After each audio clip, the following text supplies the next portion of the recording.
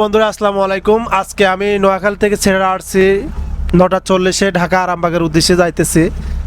তো আজকে যাত্রী সংকট, আমি মনে করি পরিবহনের বিজনেসটা এটা হলো একটা মানবিক কাজের ভিতরেও পড়ে।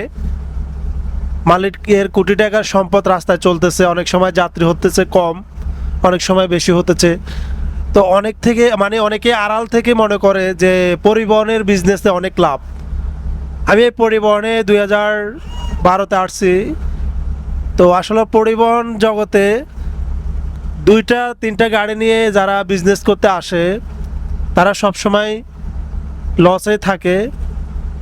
তো 1-2টা গাড়ি নিয়ে যারা বিজনেস করতে চান তারা এটা থেকে বিরত থাকবেন, কারণ পরিবহন সেক্টরটা এটা হলো ভাগ্যের একটা ব্যাপার। তাই বলতেছি পরিবহনে বিজনেস করতে অনেক গাড়ি লাগবে। যেমন লাল সবুজ পরিবহনে 1-150 গাড়ি আছে, ওনার 10টা-20টা গাড়ি বসা থাকলে ওনার প্রবলেম হয় না।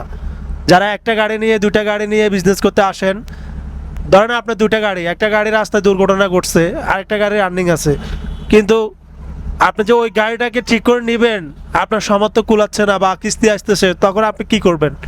তাই বলতেছি একটা 2টা গাড়ি নিয়ে বিজনেস করতে আসি কখনো পরিবহন জগতে লাভবান হতে পারবেন না। এ হলো এক পয়েন্ট।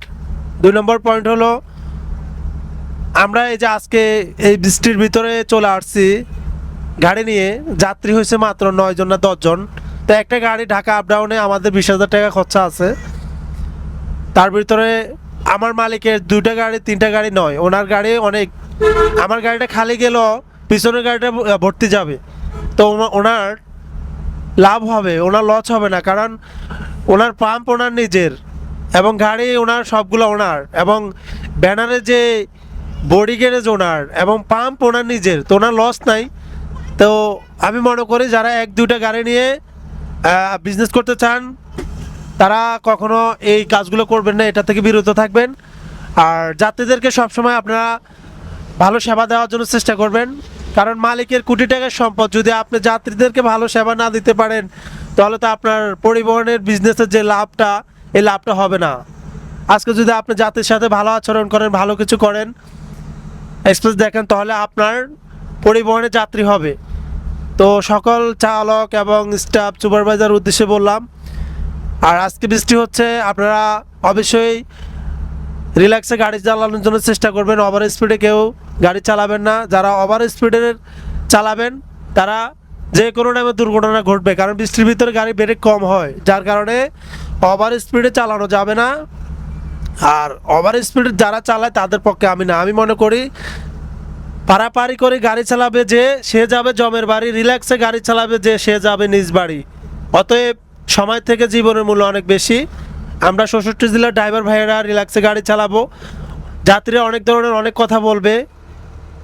একজন ড্রাইভার যখন স্টার্টিংয়ে বসে থাকে তখন সে পাগলের মতো সব কিছু শুনতে হবে। এখন আপনি 40 জন যাত্রী 40 কথা বলবে, আপনি কি 40 জনের কথা রাখতে পারবেন না। আপনাকে 40 জনের 40 কথা বলবে, আপনি শুনবেন, আপনি আপনার মতো চালাবেন।